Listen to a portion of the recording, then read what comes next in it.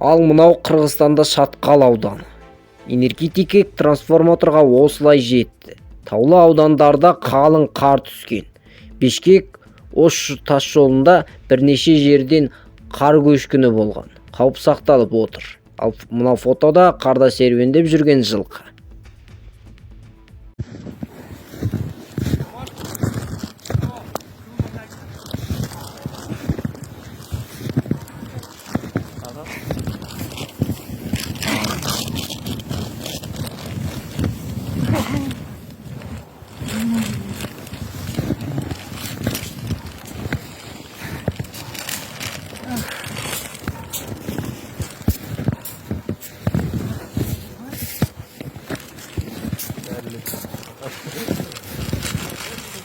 Geldi var.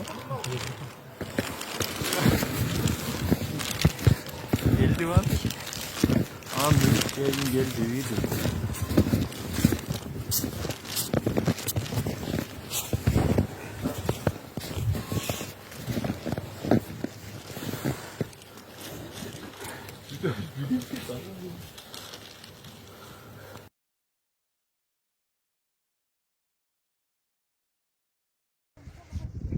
Мына чукурчак азыр ажыратканы кетип атыр балдар.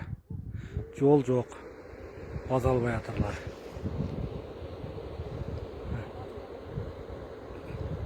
Төшүнө чыгып атыр, карачы.